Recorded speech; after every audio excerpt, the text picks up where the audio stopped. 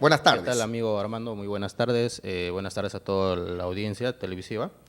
Bueno, sí, el jueves 31 de octubre ha sido algo muy vergonzoso para las elecciones de rector y vicerrector. ¿Qué fue lo que pasó, ingeniero? Cuéntenos, por favor. Bueno, creo que este tema de supuesto fraude se estaba advirtiendo ya días atrás por el tema que a diversos compañeros, estudiantes de la universidad, ya se le estaba hackeando sus cuentas. Algunos que le teníamos vinculado las cuentas a nuestro celular también estaban haciendo el intento, incluso a mí también me han hecho el intento de hackeo. Si hablamos de un hackeo, entonces las elecciones, el acto de votación fue virtual. Exacto, por más que se ha solicitado que el acto de elecciones sean presenciales o virtual, que sea virtual pero presencial, donde se hubiesen puesto un par de mesas dentro de la universidad, los estudiantes vayan virtualmente. O sea, que los electores vayan hasta la vía universitaria a votar. Y esto no sucedió. Esto no, todo ha sido manejado directamente desde los correos institucionales que ha brindado la universidad, el comité electoral ante la OMPE, y la OMPE ha enviado el día de elección a las 12 de la noche. Justo a las 12 de la noche ha enviado los códigos y los pins de sufragio. Pero días antes ya se venía intentando hackear y algunos correos de los compañeros también habían sido hackeados. Entonces, hasta el día miércoles varios compañeros han cambiado su contraseña y lo más asombroso es que el día de elecciones, el día jueves, antes de las 7 de la mañana, ya empezaron nuevamente a hackear los correos. Y lo más sorprendente de todo es que los correos que ya se había cambiado la contraseña, algunos de ellos han vuelto a ser hackeados. A ver, o sea, el proceso se abrió a las 8 de la mañana, ¿cierto? Correcto. Pero estamos hablando entonces que el hackeo de las cuentas de los electores se inició incluso antes que se abra el proceso de votación. Efectivamente, fue antes que se abra el proceso de elección porque varios compañeros me han reportado, desde las 8 empezaron a reportarnos que sus cuentas habían sido hackeadas 35 minutos antes, 20 minutos antes, 10 minutos antes, y ya era un tema que no se podía controlar, ¿no? Ahora, es cierto, es verdad que incluso a un postulante, a un candidato a rector, le bloquearon o le hackearon, bloquearon la posibilidad de votar. Estamos hablando del candidato con el número 1, el ingeniero Milton Vázquez. Efectivamente, lo más gracioso fue que el candidato a las 8:29 aproximadamente ingresa su correo institucional donde han llegado los códigos PIN para poder hacer su votación, ese derecho que uno tiene, hasta la misma Carta Magna, la Constitución Política nos da ese derecho de elegir libremente y ser elegidos, ¿no? Entonces, cuando él ingresa, se da con la sorpresa que su correo ha sido hackeado. Entonces se hace el intento de recuperación, se recupera el correo electrónico, y cuando ya se recupera y se ingresa a su correo, ya encontramos una constancia de sufragio. O sea, cuando tú entrabas a la página de la OMPE, sufragabas, y cuando terminabas de sufragar, automáticamente te llegaba una constancia de sufragio. Entonces, a ver, cuando el ingeniero Milton Vázquez quiere votar, no pueden ingresar a su cuenta y cuando insiste se abre una ventana donde le indican que ya votó. Claro, o sea, le sale la constancia de sufragio. De sufragio. Y cuando se vuelve a ingresar el código PIN de todo lo que se han ingresado, sale que ya había sufragado. En pocas palabras, violentaron su derecho de elegir a... Es más, ni siquiera él ha podido votar. Sí, ese día el ingeniero, doctor también, Milton Vázquez, se comunicó con este programa, con Exitosa Perú Local, y justamente dijo a los pocos minutos que sucedió lo que usted nos está diciendo, que no pudo efectuar su voto por el hackeo. Pero estamos hablando de una importante cantidad de cuentas hackeadas. Más o menos, ¿de cuántas estamos hablando, ingeniero? Deben pasar más de 300 cuentas porque han sido hackeadas, porque han sido de diversas facultades. Mayormente han sido afectadas las cuentas de los primeros ciclos, segundo, tercero, algunos de octavo, noveno, pero entre noveno, octavo y décimo ya han sido mínimos. Pero los primeros ciclos han sido en cantidades diversas facultades que nos han reportado a nosotros, ¿no? Que ya no podían ingresar, y eso es que algunos no han podido sufragar. Entonces, por esa razón es que estas elecciones realmente da mucho que hablar, y da mucho que hablar el comité electoral o el presidente del comité electoral, que no dio las seguridades correspondientes al respecto. Ahora, usted ha manifestado que hubo un pedido para que el acto de votación no sea virtual, porque se podría prestar para manipular el resultado final, que parece sucedió en este caso, y hay un grupo de estudiantes, representantes de 11 escuelas profesionales, que presentaron un documento en ese sentido. Sin embargo, ese pedido no fue aceptado.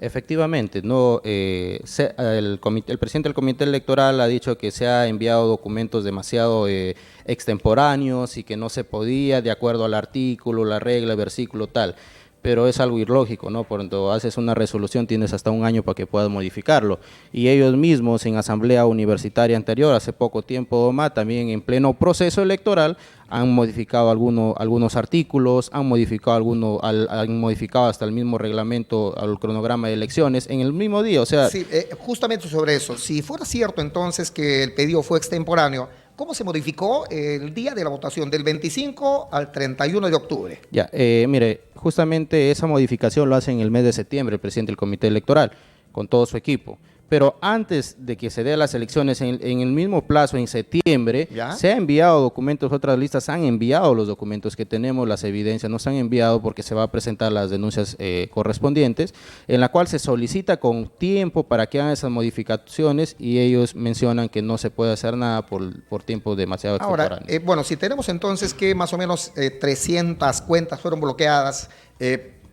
por el hackeo que se está denunciando ahora, ¿qué va a pasar a continuación? O sea, la lista que usted apoya es la número 1, ¿cierto? Efectivamente. Se dijo que usted no tenía conexión con la universidad.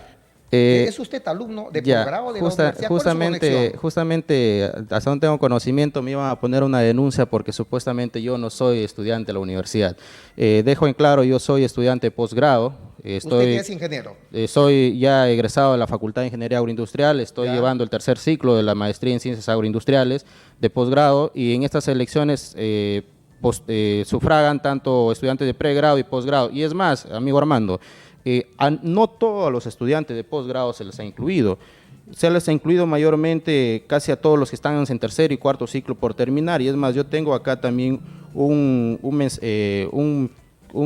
pantallazo que me enviaron, ¿no? Donde ya estaban coordinando supuestamente que todos los votos de posgrado ya iban a ser de ellos, ¿no?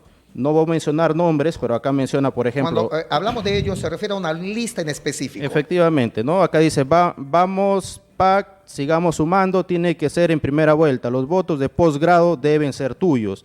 En posgrado deben incluir a los que están en trámite de sustentación.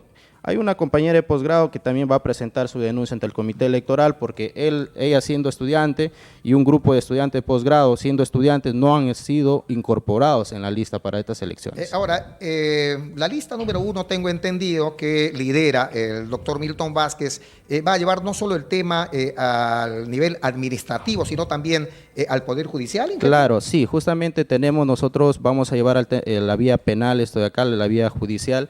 ¿Qué están pidiendo? Estamos solicitando lo que es la anulación de estas elecciones, porque es demasiado evidente, digamos que hay que ser tan ciegos para no darse cuenta que todo esto ha sido ya orquestado desde tiempo. Se había planificado con la debida anticipación lo que se está ahora denunciando como fraude. Efectivamente, es más, estas elecciones no brindaban la seguridad correspondiente. ¿Por qué? Porque los correos institucionales son demasiado vulnerables, ¿no? Y justamente nosotros también vamos a solicitar como equipo a la Fiscalía que soliciten lo que es una auditoría de los correos corporativos que maneja la Universidad Nacional de San Martín, porque desde ahí queremos empezar a ver, y también vamos a solicitar ante la OMPE que nos envíen un informe detallado de todos los PIN de dónde han sido sufragados, porque hay demasiada evidencia. Ahora, usted que menciona a la OMPE, ¿esta entidad no estuvo actuando en este proceso electoral como un ente veedor o supervisor más o menos? Sí, estuvo actuando como ente veedor, se ha pedido también, se ha informado que estas elecciones no son seguras. Ellos como OMPE debían también haber incluido un espacio, ¿no?, en la misma universidad para poder dar las elecciones. Lo más sorprendente es que se iba a dar elecciones virtuales y la universidad suspende sus clases mediodía antes de las elecciones, ¿no? O sea, y eso nos ha parecido sorprendente a muchísimos estudiantes. Entonces, hay varias acciones, ingeniero Fernández. Tenemos que administrativamente al mismo comité electoral se va a pedir la nulidad de este proceso electoral, pero también se va a llevar el asunto hasta el Ministerio Público, hasta el Poder Judicial. Efectivamente, nosotros vamos a recurrir no solo aquí a la región San Martín, también vamos a recurrir a las instancias de Lima, ¿Ya? porque no confiamos mucho en las instituciones acá en Tarapoto. porque demasiado tardan en de repente actuar las autoridades, eso es lo de malo en nuestro país, ¿no?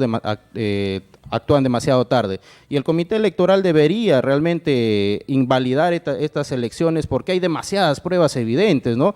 Es más, Sí, en las pero elecciones... podría pasar al revés porque el presidente del comité electoral ha estado manifestando que incluso una vez que ellos dan el fallo final, ya este es que inapelable. justamente eso es lo de malo, ¿no? Porque ellos se van a basar en el artículo 50, donde que el fallo que da el comité electoral es inapelable, lo que siempre hacen. Cuando es a su favor, es viable, y cuando no es a su favor, no es viable. Un ejemplo, amigo Armando, Ajá. en las asambleas anteriores, cuando se dio en la asamblea en elección de Consejo de Facultad de Ingeniería Agroindustrial, hubo un voto que era de otra facultad, y la decana, la ex decana, la doctora Mari Medina, que estaba como personera, presentó su recurso de amparo para anular las elecciones del Consejo de Facultad, y el presidente del comité electoral lo dio viabilidad a eso, por la cual se dio una nueva elección de Consejo de Facultad. En este caso hay demasiada evidencia para que el comité electoral se haga el ciego.